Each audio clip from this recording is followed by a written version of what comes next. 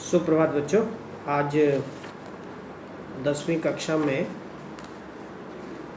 यह सूर्यकांत त्रिपाठी निराला की एक कविता उत्साह, जो आपकी पाठ्य पुस्तक में संकलित है, इसका हम अध्ययन करेंगे। लेकिन इस कविता को पढ़ने से पहले निराला जी के व्यक्तित्व के बारे में कुछ जानकारी आपको होनी चाहिए। मूल रूप से उत्तर प्रदेश के निवासी सूर्यकांत त्रिपाठी निराला का जन्म पश्चिम बंगाल में हुआ था, महिषादल स्टेट में, और इनकी औपचारिक शिक्षा 9वीं क्लास तक बंगाल में ही हुई।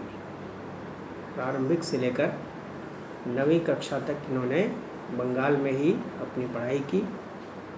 जाहिर है कि बांग्ला भाषा का इनके ऊपर बहुत अधिक प्रभाव पड़ा और बांग्ला साहित्य में भी इनकी काफ़ी रुचि थी। बांग्ला गाना भी ये बहुत अच्छा गाते थे। ये सब तो उनके बचपन की बात थी। आगे चल करके रामकृष्ण परमहंस और स्वामी विवेकानंद की विचारधारा ने इनके व्यक्तित्व को बहुत ज़्यादा प्रभावित किया। पारिवारिक जीवन इनका लगभग पूरा ही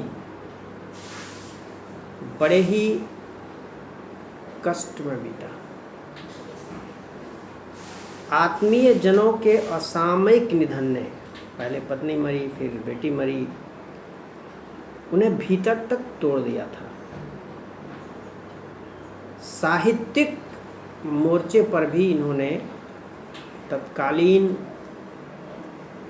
संपादकों से, जो उस समय के साहित्य के जो प्रमुख लोग थे, उनके साथ इनका काफ़ी संघर्ष रहा, क्योंकि परंपराओं से अलग हटकर जो भी कोई काम करता है उसे संघर्ष तो करना ही पड़ता है।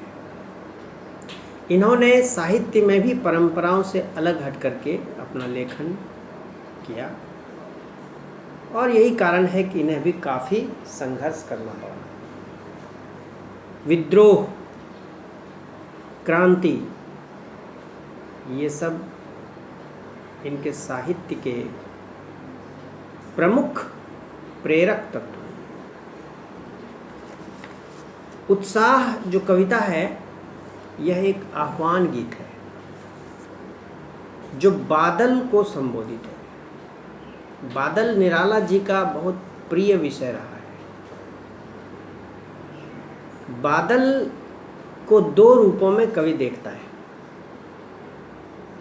एक तो वह भारत की कृषि संस्कृति का मूल है, इसमें आशाओं का संचार है। आसमान में उमड़ते घुमड़ते बादलों को देखकर किसान पुलकित होते हैं। उनके मन में वर्षा की आशा जगती है। वर्षा यानी खेती का मूल। तो एक तो यह आशाओं का संचार करता है, किसके लिए? किसानों के लिए, गरीबों के लिए। दूसरी ओर बादल प्रतीक है किसका? विध्वंस का, विप्लव का, क्रांति का। क्योंकि बादल आंधी तूफान भी लाता है, वर्षा भी लाता है, आंधी तूफान भी लाता है। आंधी तूफान जहाँ विध्वंस का प्रतीक है, वर्षा वहीं जीवन के भविष्य का प्रतीक है, हरियाली का प्रतीक है, नए सृजन का प्रतीक है। तो बादलों में एक साथ दोनों चीजें हैं। एक तरफ बादल पीड़ित प्यासे जन की आकांक्षा को पूरा करने वाला है, तो दूसरी तरफ वही बादल नई कल्पना और नए अंकुर के लिए विध्वंस, विप्लव और क्रांति चेतना को संभव करने वाला है। कवि जीवन को व्यापक और समग्र दृष्टि से देखता है, समग्र दृष्टि। कविता में ललित कल्पना और क्रांति चेतना दोनों एक साथ है। सामाजिक क्रांति या बदलाव में साहित्य की भूमिका महत्वपूर्ण होती है। निराला इसे नवजीवन और नूतन कविता के संदर्भों में देखते हैं। आइए देखते हैं इस कविता में। छोटी सी कविता है लेकिन बहुत ही महत्वपूर्ण है, बड़ा विस्तृत संदेश है इसका। क्या है ये कविता? 2 खंड में है, छोटे छोटे खंड हैं, छोटी छोटी पंक्तियां हैं। पहला देखते हैं, पहला खंड, फर्स्ट स्टैंजा जो इसका। बादल गरजो, मैंने कहा ना आह्वान गीत है। आह्वान मतलब किसी को पुकारना, किसी को कुछ बुलाने के लिए कहना, आह्वान करना, किसी को आग्रह करना। बादल को यहाँ गरजने का आग्रह कर रहा है। बादल गरजो, घेर घेर घोर गगन धाराधर ओ। धाराधर, धाराओं को धारण करने वाले, अर्थात बूंदों को धारण करने वाले, अर्थात जल को धारण करने वाले, यानी बादल। ओ बादल, ओ धाराधर, तुम गरजो, और न केवल गरजो बल्कि घेर घेर घोर गगन, पूरे आसमान को घेर लो। यानी तुम अपनी पूरी ऊर्जा के साथ पूरे आसमान में छा जाओ। बादल न केवल गरजे बल्कि कवि चाहता है कि वह पूरे आसमान में, पूरे आकाश में अपना प्रभाव कायम कर ले। घेर घेर घोर गगन, इस विस्तृत आकाश को घेर लो, यानी छा जाओ पूरे आकाश पर। हे बादल, तुम गरज गरज करके अपना क्षेत्र पूरे आकाश में विस्तृत कर लो। यह आह्वान है कवि का बादलों से।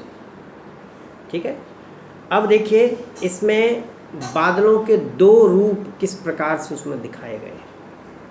ललित, ललित, ललित कहते हैं सुंदर को, सुंदर सुंदर। काले घुंघराले बाल कल्पना कैसे पाले।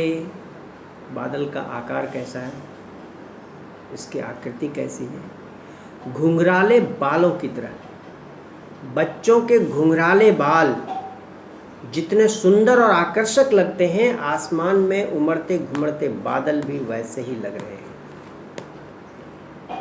क्यों? यह सुंदर क्यों लग रहा है? बाल कल्पना कैसे पाले, क्योंकि इसके पीछे कल्पना है, इसके पीछे सृजन का एक भाव है, इसके पीछे निर्माण की एक आशा है।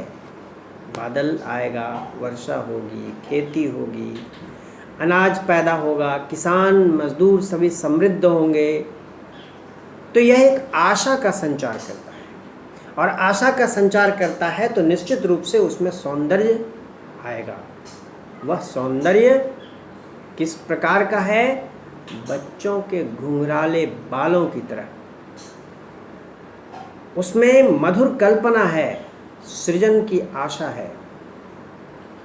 यह सृजन की आशा, यह मधुर कल्पना बादलों को आकर्षक रूप प्रदान करती है। अब दूसरा स्वरूप देखिए। विद्युत छवि उर में, उर कहते हैं हृदय को, दिल को। इस बादल के दिल में, इस बादल के हृदय में विद्युत छवि है, बिजली की चमक है, बिजली का सौंदर्य है, चमकती भी है। विद्युत छवि उर में कवि नवजीवन वाले। कवि कहता है कि नए जीवन की आशा तो है, लेकिन इसमें बिजली की चमक भी है, और बिजली जब चमकती है तो बिजली गिरती भी है। वज्र छिपा नूतन कविता फिर भर दो। तुम्हारे अंदर वज्र भी है, कठोरता भी है, विध्वंस करने में भी सक्षम हो। दोनों ही चीज़ें, तुम्हारे अंदर सृजन भी है, तुम्हारे अंदर विध्वंस भी है, तुम्हारे अंदर निर्माण भी है, तुम्हारे अंदर नाश भी है। कहता है कवि, वज्र छिपा, विध्वंस को छिपाओ, अपने विध्वंसक रूप को मत दिखाओ, नूतन कविता फिर भर दो, सृजन का रूप दिखाओ। ए बादल, तुम आओ, पूरे आसमान में छा जाओ और अपने सृजन के रूप को, अपने निर्माण के स्वरूप को ही दिखाओ, विध्वंस के स्वरूप को छिपा लो, उसे प्रदर्शित मत करो। सक्षम तुम दोनों में हो, निर्माण में भी और विध्वंस में भी। कवि कहता है कि विध्वंस का जो स्वरूप है उसको तुम छिपा लो और निर्माण का जो स्वरूप है उसको तुम प्रदर्शित करो, उसको दिखाओ। यानी एक बादल जिसके अंदर निर्माण की भी शक्ति है, विध्वंस की भी शक्ति है, वह हरियाली की आशा का संचार भी करता है तो बिजली गिराकर विध्वंस भी करता है। ये दोनों ही चीज में सक्षम है।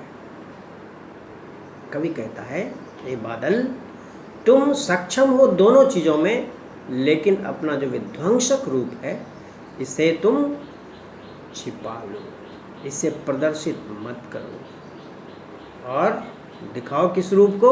सृजन के रूप को, निर्माण के रूप को, सौंदर्य को दिखाओ और अपने जो भय वाला रूप है उसको छिपा लो।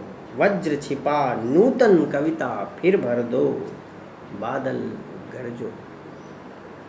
ठीक है, ये फर्स्ट स्टेंजा में क्या क्या बातें आई मुख्य रूप से कि बादल को गरजने का आह्वान कर रहा है, कवि बादल का आह्वान कर रहा है कि ए बादल, तुम गरजो और पूरे आसमान में, पूरे नभमंडल में अपना क्षेत्र विस्तृत कर लो। तुम्हारे अंदर सौंदर्य भी है, बच्चों के घुंघराले बालों की तरह तुम आकर्षक भी हो, और वज्रपात, जो वज्र गिरता है, बिजली चमकने के बाद जो बिजली गिरती है, वह भी तुम्हारे अंदर है, उसकी क्षमता भी तुम्हारे अंदर है। यानी निर्माण और विनाश दोनों में तुम सक्षम हो। कवि बादल से आग्रह करता है कि विनाश का रूप, विध्वंसक रूप तुम छिपा लो और निर्माण का रूप, सृजन का रूप, बनाने का जो प्रवृत्ति है उसी को दिखाओ। यानी तुम केवल निर्माण का स्वरूप दिखाओ, विध्वंस का स्वरूप तुम छिपा लो। फर्स्ट स्टेंजा में, पहले खंड में इतनी ही सी बात है। इसको आप अपने शब्दों में लिखेंगे और फिर हमें दिखाएंगे। धन्यवाद।